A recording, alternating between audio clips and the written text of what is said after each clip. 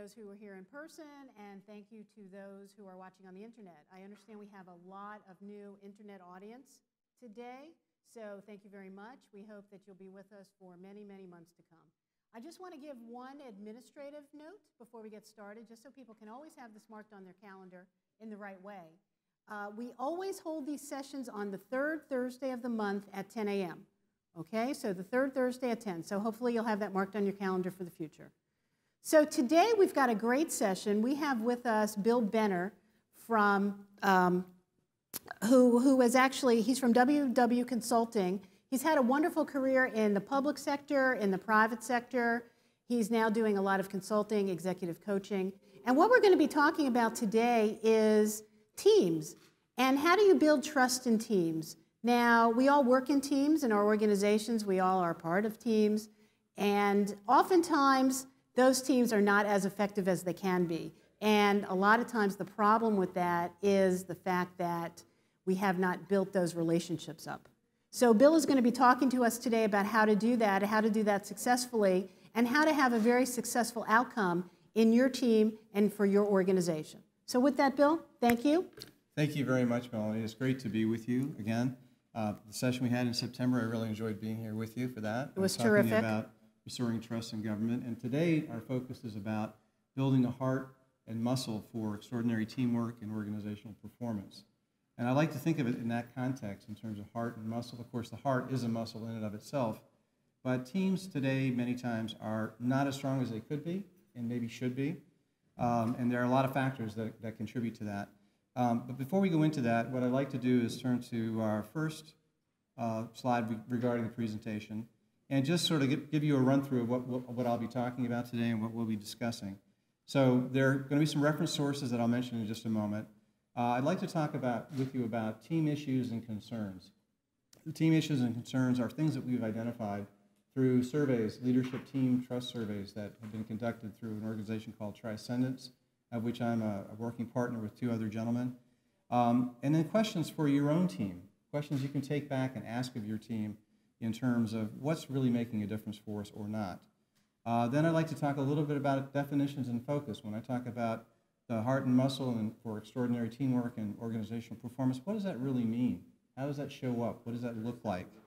And then giving you basically a framework around trust dimensions, distinctions of trust, ways in which you can actually measure trust on your team. Then I also would like to talk about Patrick Lencioni's 5 dysfunctions of a team model. I think there's a lot of merit to his particular model, so we'll go over that.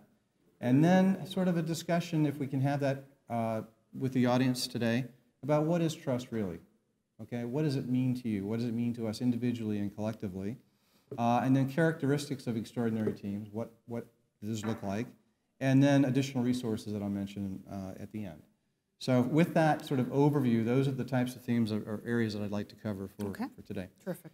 The reference sources that I'll be looking at, these are the 4 primary, but the first two in particular, the Transcendence Trust Assessment for Leadership Teams, which I refer to as TTALT, T-T-A-L-T. We have a theme about getting to the heart of trust. Okay, what is in your heart? What is in your being, your essence, in terms of what you bring to your team and to the teamwork and with your team members and team leaders? These particular surveys that we've conducted over the past several years are from different organizations or with different organizations. They relate to academic institutions, pharmaceuticals, engineering groups, biomedical research, specialty chemicals, insurance, local government sectors, and so forth. Then we'll talk a little bit about Patrick Lencioni's 5 dysfunctions of a team, that model, and how that model ties in with what I'm talking about. And then also I'll make some general references to the Gallup Q12 for employee engagement, and then also to StrengthsFinders and positive psychology. One of the things that I would love to do, and we don't really have the time for this, but if you look over the next several pages of this particular handout, which you'll be receiving after the broadcast, there are 30 items that I've listed that relate to team issues and concerns, all right? And what would be helpful, I think, for you to look at would be to go through that list, and if that particular item is listed, if that's a majority, if you think in a majority of the time that's something of concern to your team or an issue for your team, Just note it. And you'll realize that if you only have a few of these things out of place and not in a strong suit, then it can actually result in very dysfunctional teamwork. So a couple examples that we'll go through here. We're all obviously in a highly competitive and rapidly changing kind of work environments. But many times there's an inability or unwillingness to address performance issues as a team. Okay, if you have somebody on a team that's not fully performing, what's happening there? Are the members of the team that really are performing, are they developing a mood of resentment that that individual or those individuals are not being, counseled or mentored or something, trained, whatever it takes to get them to be fully performing members of the team? I can think of examples myself where if a team member is not pulling their own weight, whether it would be me or someone else, and even in cases probably even for myself at times, right, where other people have to step in and make sure that the job gets done effectively, all right?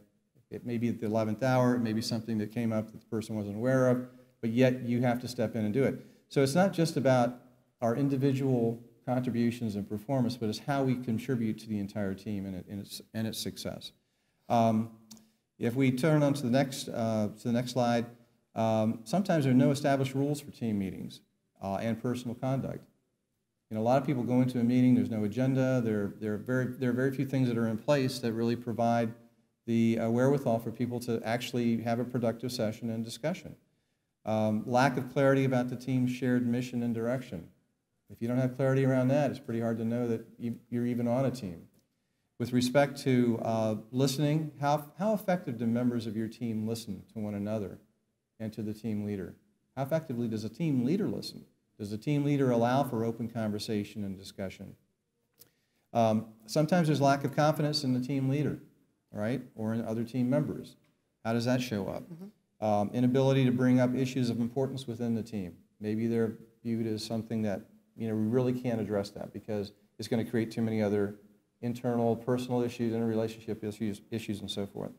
So again, these are examples of some of the issues and concerns that we've identified through the TTALT trust survey for leadership teams. And it can be applied not just for leadership, it can be applied for teams in general. If we look at a couple others, unclear expectations of business outcomes. Think about when a team decides it's going to work on a particular project and roles and responsibilities are assigned to one another.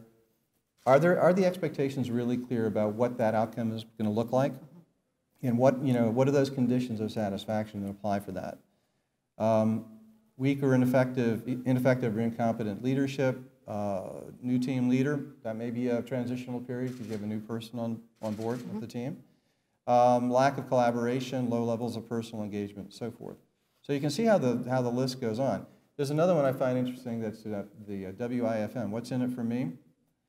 It's not just what's in it for me, it's what's in it for us, because that's why you're a team. If it's not what's in it for us, then you really don't have a team. And any one element that's, any one weak link is going to cause that not to be as strong and as effective, and not to have extraordinary results as a team and as an organization. There's another one too that I think is a couple here on this sheet as well about difficulty making decisions. Sometimes there's a tendency, you want collaboration on any team, right?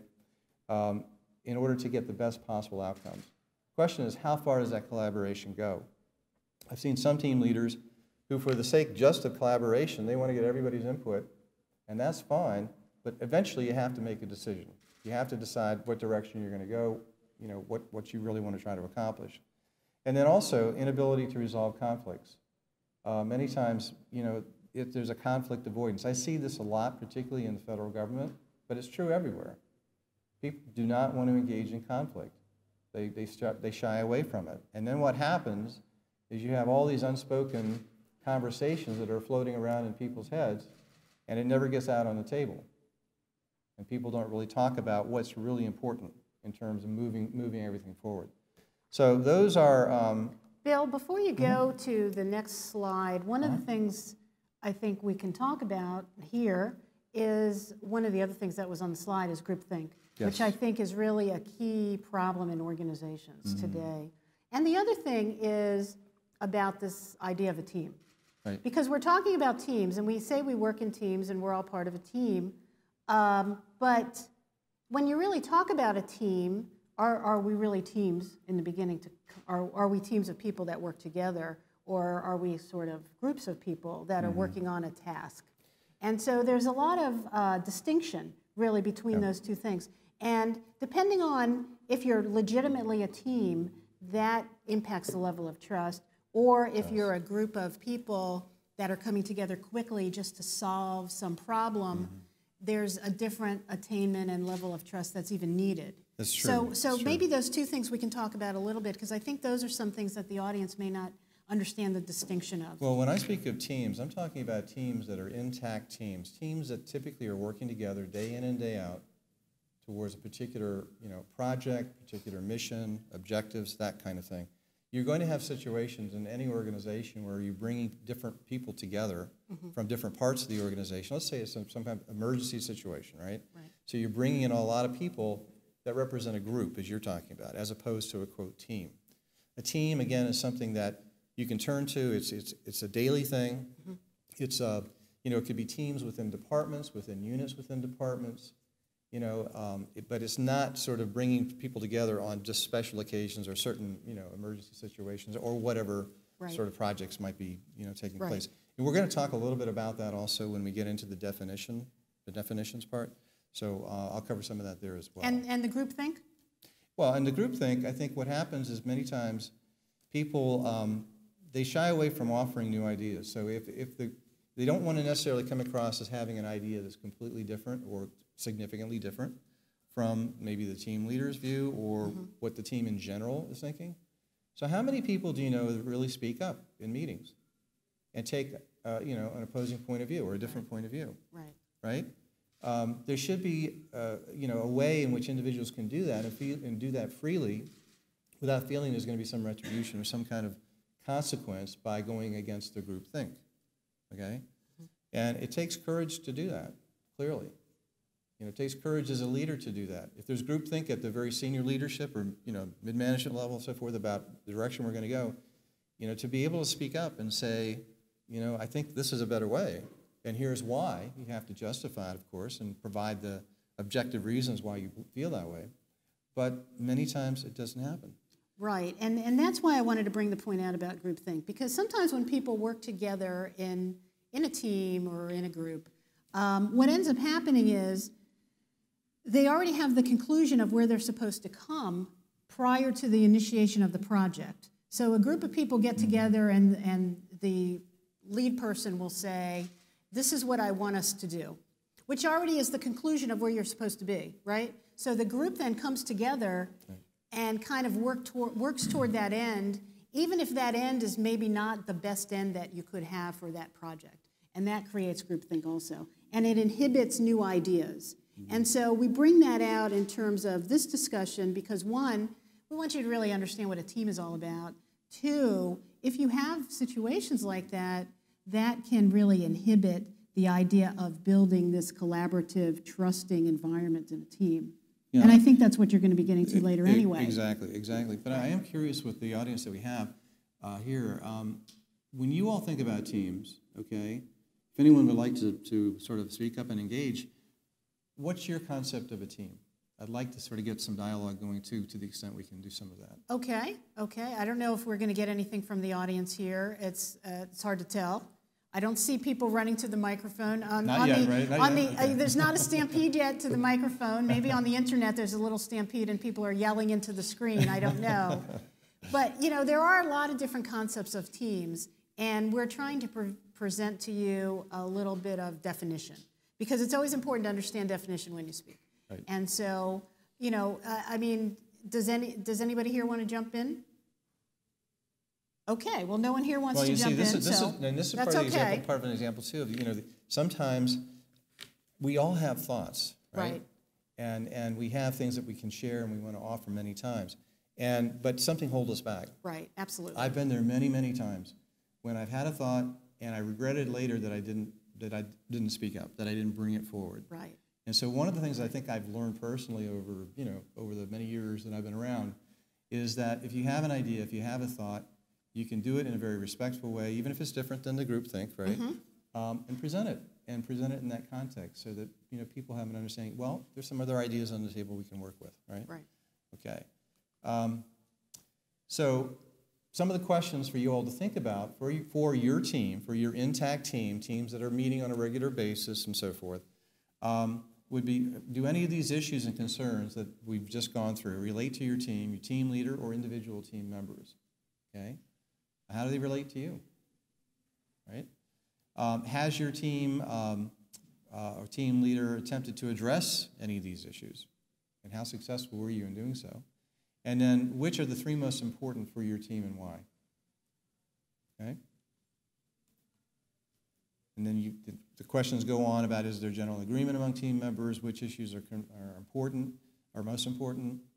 And if you could only pick one issue to work on, what would it be? Would it be lack of, respect among members of the team? Would it be poor communication? What are those things? And we'll talk about characteristics of effective teams a little bit later. Well, let's do this for 1 second, since people aren't here, at least running to the microphone. We could just see a show of hands. When you're in a team and you're working on a project, how often is your team leader asking you about the dynamics of your team? Is it often? Is it not often? Just a show of hands, is it often? Okay. Is it not often? So here in the room, we could say the majority of the people actually responded not often. It's really more about, my senses now, is more about the task versus the dynamics of how you all are working together. So what we're trying to get to is, the task is the task, and the task will be completed, and the task is very important.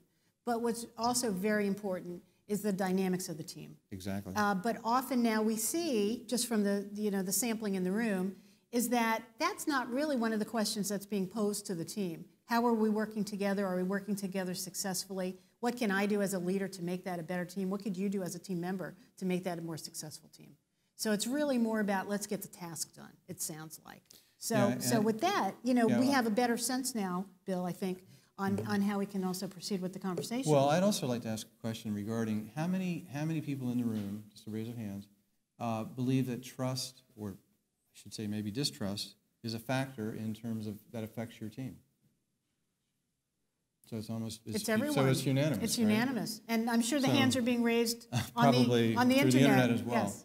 And that's basically from the research and all the work that I've done and with my colleagues with the Transcendent surveys, is that's what we're finding. And our whole world is it's like an endemic, it's an epidemic, if you will, in many respects, no matter where you turn. It doesn't have to be just in the work setting. It's in personal life as well for many individuals.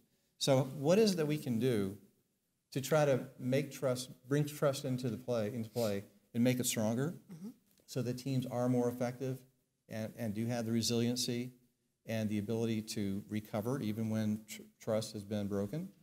That's sort of an inevitable part of trust, is that many times it will be broken, even if it's broken in a small way.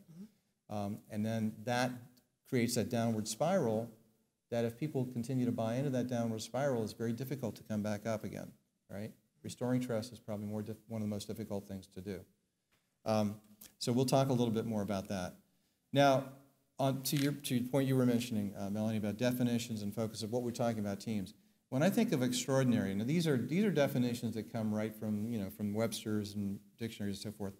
But extraordinary is something that's very unusual, right? You don't see it very often. Going beyond what is usual, regular, or customary, right? And some of the synonyms are exceeding, exceptional, phenomenal, unique. So when I talk about extraordinary teamwork and extraordinary organizational performance, how many agencies, how many units within agencies can say that they are truly extraordinary? We all have different definitions of what that means. We all have different definitions of what excellence means, right? None of us here together in the room today would probably have, or on the internet, would all have the same definition. We have a dictionary definition, but our own personal definition will vary. Teamwork, definitions of teamwork. Work done by people who work together as a team to do something, right? You're trying to accomplish something. Work done by several associates, with each doing a part, but all, and here's the key part, subordinating personal prominence to the efficiency of the whole. Are we able to subordinate our personal prominence to create the efficiency for the entire team and extraordinary results? Okay? So some of the synonyms that go with teamwork: collaboration, cooperation, coordination. And the reason I put these up here, these are all very basic things. We all know this. It's not like this is something brand new by any means. But it helps to, I think for me, it provides additional focus on what it is we're trying to create with our teams. What do we want our team to look like in the future? What does it look like today? What do we want it to look like going forward and to feel like and to produce? Heart. Heart's thought of as a place where emotions are felt. So a lot of times in a work setting, we're doing the task of the job and so forth, but there's also a heart. We're all human beings. We all bring a certain passion to our work. We all bring emotions to our work. You cannot separate the two. I think there's a tendency in government and in most organizations to say, that's a job, I can't express emotions, I can't be emotional. It doesn't matter, we're all human beings. You're going to feel emotions. You cannot avoid it. There's no way. Anytime something is happening to you in terms of emotions, it's affecting your body. It's also affecting the language in your communications, or whether there is any communication, right? Or whether you shut down, okay? That's a model called BEL, body, emotion, language. Whatever affects one affects the other too, because we're integrated. We're a whole person. We're not partial persons. And I think too many times in work settings, we're expected almost to separate the two and not show that. The heart is the essential or most vital part of something, right? So what is the heart of your team? Does your team have a heart? Synonyms are affection, compassion, courage, feeling, good-heartedness, and so forth. Now muscle, the heart is a muscle. We know that. But muscle is body tissue that can contract and produce movement, physical strength, power, and influence. So I think of we have muscle throughout our body. We have the heart as a muscle. And it's like, this is what allows us to get things done, right, to move things forward. Synonyms there, potency, power, energy, vigor, so forth. Organization, we all basically know what an organization is. It's the act or process of planning and arranging the different parts of an activity. So the HUD is organized, as is every other federal agency, to accomplish certain tasks, and has a mission, right? And it has objectives and strategies about how to go about doing all of that. So as an organization, that's what you're doing. You're planning and arranging different parts of an activity to accomplish that mission. Performance is the fulfillment of a claim, promise, or a request. So how well do your teams actually fulfill requests that come to them or offers that your team makes to others or that you make to one another? And what type of an organization do you actually have, or a team do you have? Do you have a request organization or team, or do you have an offer organization or team? And what I mean by that is that, are you waiting for requests to be made of you, or is your team doing that? Or are you offering? Are you looking and surveying what's actually out there, what needs to be accomplished?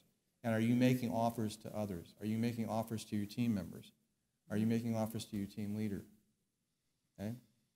And then the question becomes, what type of an organization or team do you want to be?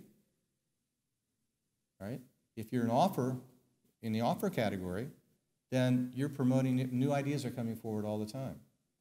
And you're looking to partner, you're looking to collaborate, you're looking to create something new and better than existed before. Okay? Right. So those are some of the themes that I wanted to sort of get out there, because I think it's important. Again, it's very basic, but I think it's very important to understand when you think about what a team is, to your point. So team defined, going beyond what is usual, regular, or customary, subordinating personal prominence to the efficiency of the whole, the essential or most vital part of something in place where emotions are felt, strength, power, and influence, act or process of planning and arranging the different parts of an activity, and ultimately the fulfillment of a claim, promise, or request.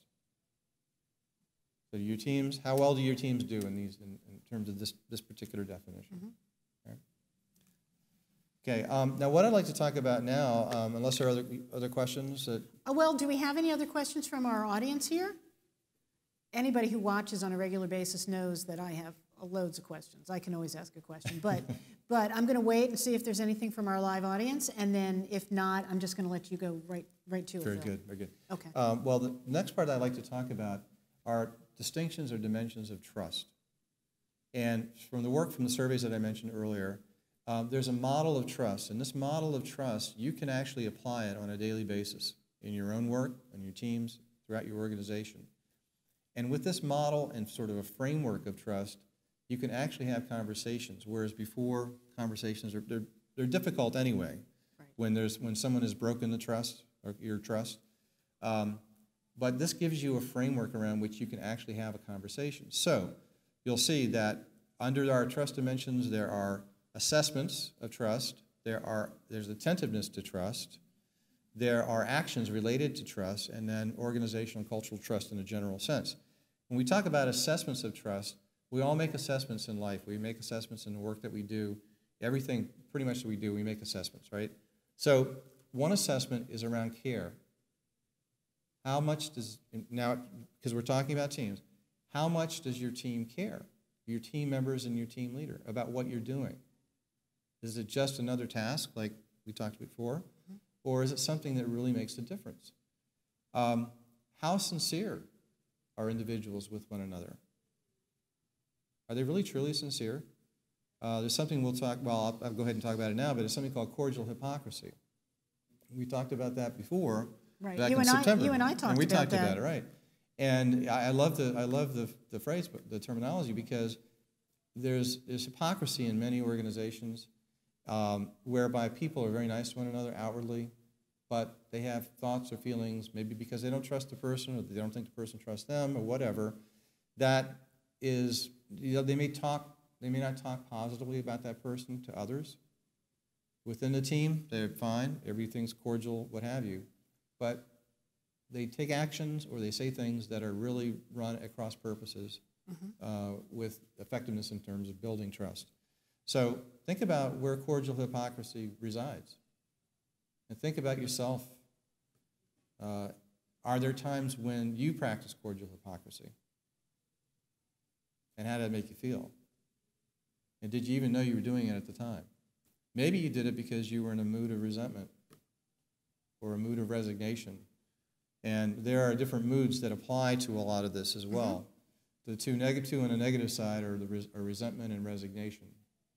Two on the positive side are acceptance or peace with what is, and also making a contribution, knowing that what you do makes a difference. You make a contribution to the work that you do and to the life that you lead.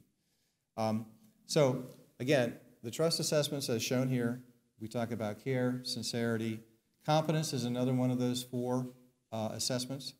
If you believe others have the competency to do the work that they need to do, particularly to contribute to the team, then you're going to have a high degree of trust with them. If, however, you don't think they're capable, don't have the training, or they're being thrown into something that they're not really ready to do, then you may not trust that they can perform that. And then likewise, reliability. If somebody makes a commitment, do they follow through on the commitment?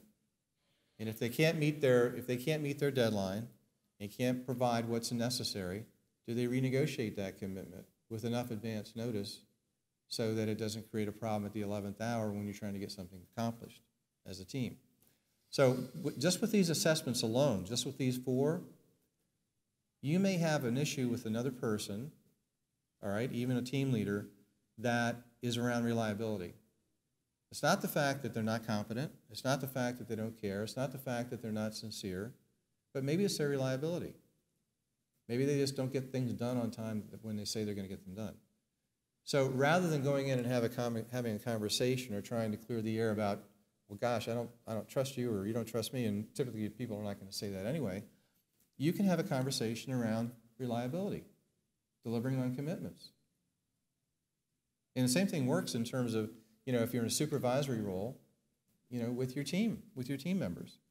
These are things you can point out in the process of those kind of performance discussions and follow-up discussions that you would do, hopefully, on a regular basis.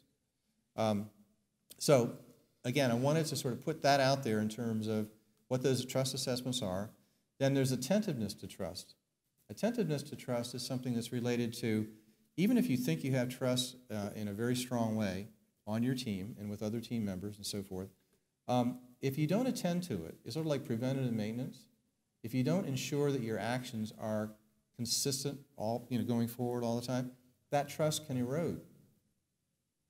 So just don't take it for granted that it's always going to be there. You may have changes in your team membership. A new person comes on board. You're still learning about them. They're still learning about you, right? So there may be some trust issues surrounding that, or maybe it's a new team leader. So that's a very, very important element. And then actions of trust relate to building trust, maintaining it, and then restoring it once it's been broken. And I know we've talked a bit about that in the past. So restoring trust is one of the most difficult ones, and I would encourage you to look back at the September discussion that we had about some of the behaviors that we can practice about restoring trust. When we know that we're the ones who broke the trust, and when we have a sense, or maybe we know for a fact that someone else broke the trust. Okay, there's a whole list of behaviors that relate to that. Okay. So here's sort of in my mind, my thinking, if you will. This is sort of how I see it. But given we talk about the heart and muscle of extraordinary teamwork and organizational performance, the care and sincerity that I talked about, that to me represents the heart. Okay, the reliability and competence, that's the muscle of getting things done. Okay, attentiveness and culture, that's about the organization and teamwork, how you work together. Building, maintaining, and restoring trust is about our performance. How well are we actually getting things done? And then when combined, all of this creates extraordinary results. And any of these that you miss, if any of these is out of the equation, it's obviously going to diminish the ability to achieve extraordinary results. So Bill, one of the key things when I look at this is the idea of authenticity, right? So a lot of times also in teams and just in organizations, you need to be authentic in the way you deal with people. Right. And you can always tell if people are not genuine. Absolutely. And so that fits in here with the caring piece. You know, if someone is not genuine, that becomes very clear, and then immediately the trust could be broken. And that happens very often in teams. And again, once that's broken, it's quite a job to try to restore that or to try to bring that back. It becomes a matter, a lot of people talk about authentic leadership. Right. There's a lot has been written about that. You have to be who you are. You can't, if you try to be somebody different, people are going to pick up on that right away. So we all have different leadership styles, and we all have different ways of expressing our authenticity. Right, and that's what I was going to say. I don't mean to, in any way, to say to be authentic is to be lovable and sweet, because that's not how everybody is. People could be authentic and be not so nice, but at least you know that's who they are. That's the authentic piece of it. At least you know that's who they are, and you understand that. So I wouldn't want people to confuse authenticity with, sweetness. That's not what that's about. It's just about genuine. Sometimes people are genuinely not nice, right? Do we know people like that? Genuinely not nice. But at least you know that's how they are. So at least when you're working in a team with them, you can understand that that's the kind of person they are. So you're not broadsided in any way, and you can't be caught off guard. Right. Yeah, I think people will pick up right away. As human beings, we have all these extra senses about us that allow us to know if somebody's being genuine or not being genuine. Right. And you can pick up on it almost automatically. A lot of it is in body language too. Exactly. Right. Exactly. 80% of communication is in body language. Right. And I think that what I for my coaching practice as well, what I encourage my clients to do is truly be authentic with yourself. Have a self-awareness of how you're coming across with others, all right? And continue to develop that self-awareness, because we all have blind spots, things that we don't see. I've got lots of them. We all have them, right? So it's a matter of continuing to be aware of that and work on that, and letting your authenticity shine through. You may not agree with somebody, based on their position or the way they've expressed themselves. Maybe they're not nice and sweet and lovable and all those things, but you know where they stand. Right. That's the authentic piece. Yes, and I've seen there's research data that shows that individuals would prefer to work with someone who is straight up honest, even if they're a little bit irascible, maybe a little bit of a curmudgeon or whatever, but they know where that person's coming from. They know what to expect. Right. Rather than someone who is nice one day and mean the next day, or difficult one day and easy the next day. That's what people are looking for. And then you know how to gauge and how to work with that individual to be able to get things accomplished. Right. And that's what a lot of times gets in the way of getting things accomplished. Exactly. So I think it's a very, very important point about authenticity. Great. So, okay, let's see. Now, Patrick Lencioni, I don't know if you all are familiar with his work or not, but he wrote a book called The 5 Dysfunctions of Teams. And he is a triangular model, and the foundational piece of the model, the bottom part, the largest part at the bottom, is about if there's an absence of trust, teams are not going to be effective. They're not going to be able to move forward. So you can see on the monitors the number one, absence of trust, the fear of being vulnerable, and I'm using his words exactly because this is his material. The fear of being vulnerable with team members prevents building of trust within the team. And he's basically saying that's fundamental. If you don't have that, you're not going to have a complete model, organizational model, and triangle for a team, for effective teams. Second is fear of conflict. I talked about just a moment ago about conflict avoidance in many organizations. But fear of conflict is the desire to preserve artificial harmony stifles the occurrence of productive ideological conflict. All right? So this goes a little bit to cordial hypocrisy that I mentioned in certain ways. 3, lack of commitment. Lack of clarity or buy-in prevents team members from making decisions they will stick to. All right? And then we get into the 4th and the 5th. The 4th is avoidance of accountability. The need to avoid interpersonal discomfort prevents team members from, and my eyesight's not so good anymore, from holding one another accountable for their behaviors and performance. And then 5, inattention to results. Again, specifically to his words, the pursuit of individual goals and personal status erodes the focus of collective success. Now, if any one of those elements, 5 elements, are missing or not very strong, it's going to be very hard for your teams to be effective, much less be extraordinary. And this gets to another point about teams, which he doesn't use these words explicitly, but what essentially he's talking about is self-interest. Yeah. And so what happens sometimes in teams, when teams gather, there's 1, 2, 3, 5 people. They have their own interests, right? Because they want their own outcome to come out of whatever is happening. And that also is a huge detriment to the trust factor. And so maybe we can talk a little bit, and maybe you're going to get into it now after talking about the model, is how do you begin to solve some of those things, particularly in some of these particularly in some of these issues? How do you get around those people that have the self-interest? How do you get around those people that are not communicating clearly? How do you get around the, which I love, the cordial hypocrisy? That's a typical academic kind of thing. You turn a very simple idea into complicated words. Cordial hypocrisy. I love that. I think I might use that in the future. So, so how do you do that? How do you begin to solve some of those problems? It's a difficult thing because let's face it, teams have been around ever since mankind has been on Earth, right? And will it change significantly by tomorrow? Probably not. However, well, maybe not tomorrow, but maybe down the road, right? Right. My personal point of view is that you can talk about these issues in a team. If you have this framework and language to talk about trust and how trust impacts the team's performance, right, and how team members work together, but ultimately it comes from each of us. Right. If we don't practice it, it's not going to change. It's not going to happen. We have a personal ownership and responsibility, each one of us. So even if you have a dysfunctional team, my point of view is that, okay, you don't have to be dysfunctional like the team. You can practice those behaviors, trustworthy behaviors, that are going to get noticed. that people are going to say, I can go to Melanie, and when she tells me something, she's going to get it done. I know she's going to get it done. I can go to Melanie because I know that she has the competence to do this job, right? You know, or I can go to whomever on my team to get things accomplished. But you have to practice it yourself first. It starts with each one of us. And to the point, you know, with respect to Lencioni's model, he talks about leaders.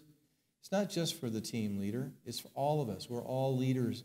We're leaders of our own lives. We're leaders of our work, right? Anybody that doesn't think they're in a role of leadership is, you know, is like missing, I think personally, from my point of view, missing an important element about our lives. We all lead our lives one way or another, right? And so Lencioni is saying the role of the leader, and this is the broad context that I'm interpreting it with, go first. Don't wait. Don't wait for a team to come around. Don't wait for a team member to come around. Go first. Start practicing the behaviors that are going to promote trust. And we can talk a little bit more about those specific ones as well. Mind for conflict. You know there's going to be some kind of conflict out there, so mine for it. Find it. Find it and hopefully destroy it through conversation, through collaboration, right? I know these are not easy things to do. They're really not, because we let our egos get in the way. Too many times I see, you know, there's a lot of senior leaders who's like, I have to have all the answers. I cannot, you know, I cannot rely on other people to get the answer. I have to make the decision, and it's my decision, and this is the way we're going to go, okay? Eventually, somebody has to decide, obviously. But their egos are such that they won't listen to what other points of view might be, okay? Clarity, you know, with respect to your enclosure with your work. Conflict, confront difficult issues, rather. And focus on collective outcomes. This is a big part that I think is missing, is that so much of our performance, we're rewarded for individual performance, which is all fine and well. But when are we rewarded, and how often are we rewarded for our collective performance? Even leadership teams, many times, if there's any type of a bonus, which I know is not very prevalent right now in the federal government, but if you do have incentive compensation, right, that incentive compensation, is it targeted just for you and your immediate area, or is it targeted for the results for the agency or organization as a whole?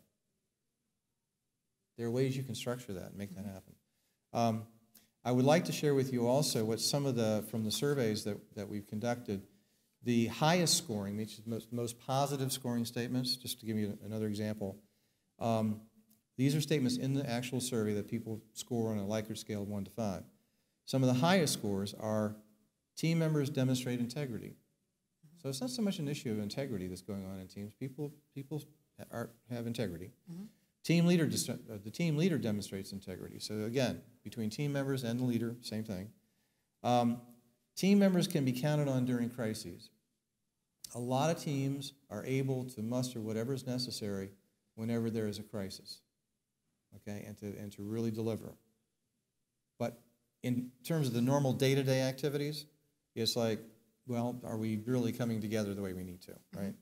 And then another is, with respect, team members have the required level of expertise to accomplish the team's objectives. So most people see their teams and their team members as having that competence that they need. Where the lowest scoring statements show up are team members raise issues of trust with one another directly. That's a low score, right? And for the reasons we've already talked about. Team members raise performance issues with one another. So these are the types of things that I think are helpful to know. So in other words, it sounds to me like they don't confront each other. They don't. They don't confront each other. They're in a team. They're working together on a task. Right. But where the issues are, why it doesn't work, is that they don't even really communicate the problems to each other. Well, part of it is they're not quite sure how to. A lot of us don't know how to confront conflicting situations, right? Right. We want to be careful not to upset the boss, if you will, or upset other people that we have to work with on a day-to-day basis. It's a matter of how we go about expressing those differences of opinion and what's of concern to us. So do we individually, and this again goes back to us as starting first, do we have the courage to do that?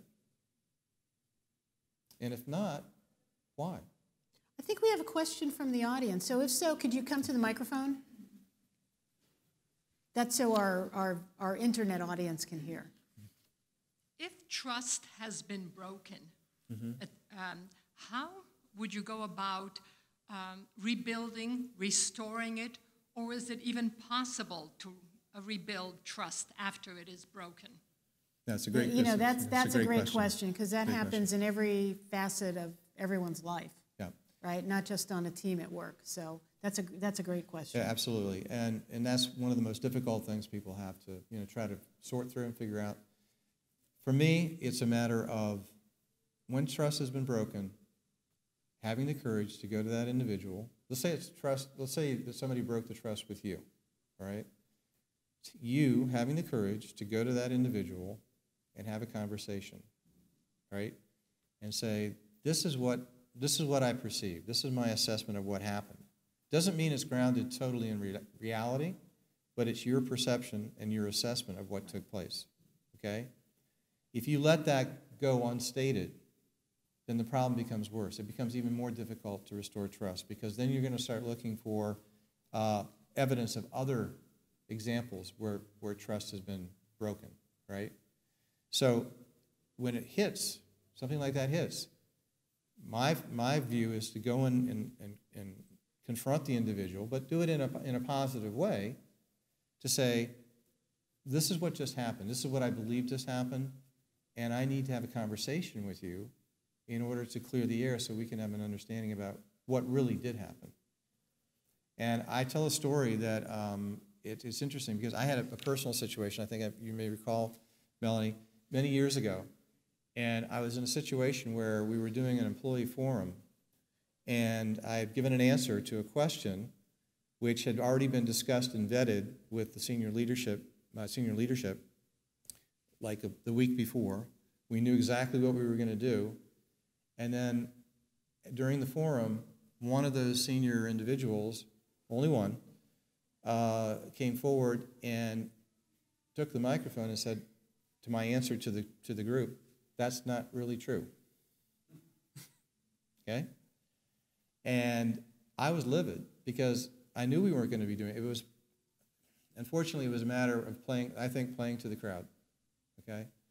So I didn't confront it in that group setting. Okay? It was a one-on-one kind of thing, and I think you have to do this as a one-on-one type of thing usually. But after the session, after the forum, I went to that individual's office. I checked to make sure he was going to be there, and because I was steaming, I was fuming, right? And even my whole team was like looking at me like, well, what are you going to do? Like in the forum, like, okay. So anyway, I go to the person's office and I said, why did you do what you just did? I said, you know perfectly well we're not going to do that. And it wasn't an easy conversation. But you know what? That individual respected the fact that I confronted them. Right. Because in their role, I think probably sometimes leaders can get in roles where they don't, they're not going to get any pushback. They're not going to get any kind of feedback like that. And so almost immediately after I raised it, the individual said, "I'm sorry, I didn't do the right thing." From that point forward, it was like, okay, we have an understanding. But if something happens, and it works both ways. If I do something that diminishes trust with you, right, I want you to tell me, all right? And maybe I'm already aware of it, but if I'm not, if it's a blind spot and I don't see it, then I want to know. So I think that's part of how you address it.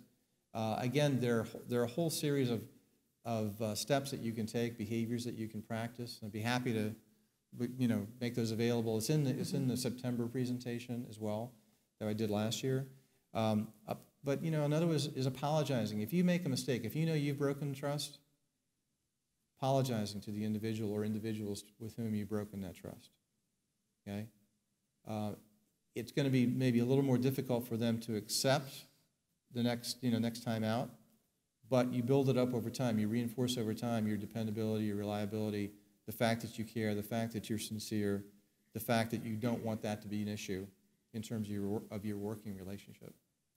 So again, a lot of it is what we individually do to address that. I'm sorry. Go ahead. Go ahead. No, finish. actually, some people are fearful. There's another 4-letter word that's out there. It's called fear, and we're fearful of expressing our thoughts, particularly when trust has been broken with another. And I guess from my point of view, if you don't confront it right away, it's not going to get any better. Okay, we've got another question. First, I'd like to say thank you for joining us today.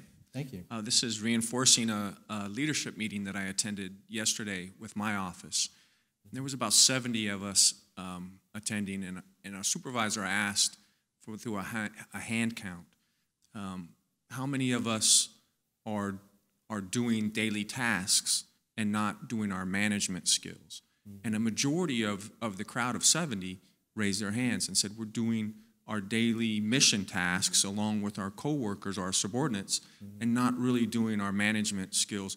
And it led into this, which is we're losing the trust of our staff because we're not there taking care of the management skills that we need to do for maybe pay or concerns that they have. And I just thought maybe you could expand on that. Yeah, but also, I was very surprised that so many people raised their hands. We're doing more with less, obviously, throughout the government. But a lot of the folks felt that we just don't have the time to do those tasks to build that trust with our staff. Yeah, I think that's one of the challenges certainly within the federal government and for most organizations, is that there's so many tasks to be performed, but it boils down to ultimately to, if you're in a managerial role or a leadership role or supervisory role, there's a certain percentage of your time, of your day, that needs to be devoted to that type of work. And if you find yourself at the end of each day having just addressed, fighting the fires and, getting the task done and what have you to meet the broader objectives, and you haven't spent a sufficient amount of time on the managing, supervising, and leading aspects, then you could argue that people are not really doing what they're paid to do. If you need a task manager, or project manager, or project management type person, there are a lot of folks that can do project management, right? Project management is part of what we all do, obviously, but you hire people to manage the projects. Now maybe you can't hire a lot because budget constraints and so forth, but then you have to prioritize. That's part of some supervisory training that did many years ago with a couple of agencies, and it was about where are you devoting your time during the day? Are you really providing feedback to your employees? Are you what kind of leadership style are you actually demonstrating in terms of the work that you do? So I think it's a matter of prioritization, and it's a matter of getting those people above you and those people that your colleagues, your peers, and those that report to you to understand this is my role. This is what I need to do to be able to address the trust issues with your folks. Well, what I was thinking when I heard the question was there's a lot of writing and research now about this notion of dispersed leadership in the public sector. It's the idea of leaders creating other leaders. It's the idea of building upon leadership and distributing leaders so that you're not really just focusing on the task at hand, right, but you're actually, and you're not delegating, but you're actually empowering other people to become leaders themselves. And so they begin to take more ownership in the task. They begin to get those leadership qualities. And more importantly, as what we're talking about here in terms of trust, they actually have more trust in you because you have more trust in them. And so you're building a different sort of relationship. And that's really, I think, where we're trying to go. And one of the other things we talked about here was the idea of, how do you restore trust once it's broken? Now, sometimes the way it's broken is because people are put in teams where they are not necessarily adversarial, but they have all different perspectives and all different points of view. Those are actually your best kind of teams where you have that active dialogue and discussion that's contrary.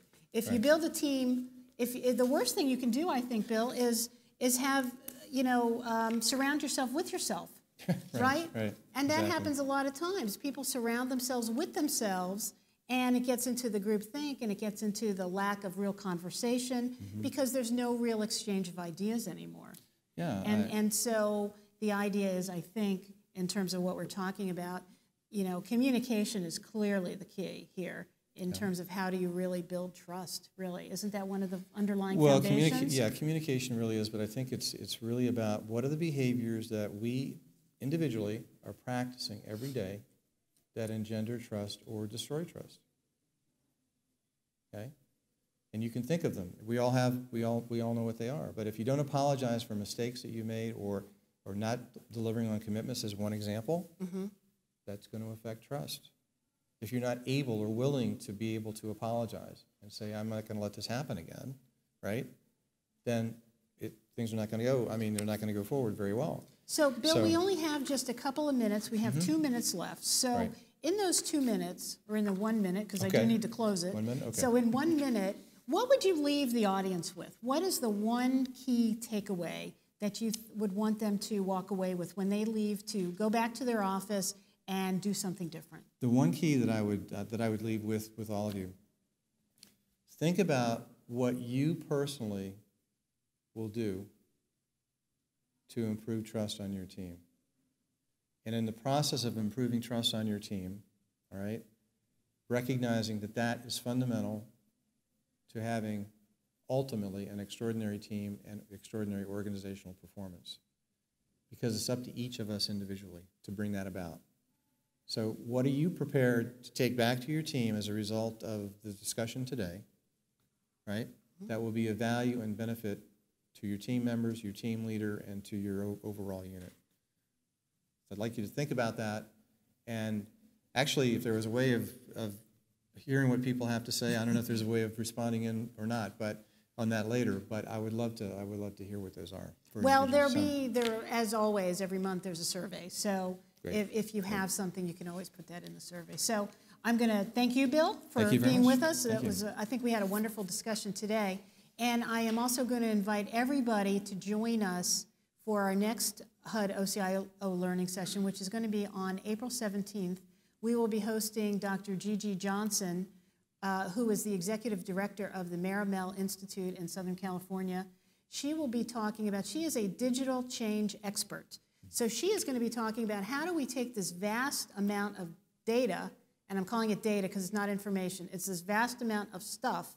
How do we take that, make sense of it, and make some worthwhile decisions based on what it is that we have? So please join us next month, and I hope everyone has a wonderful day. So thank you for being with us.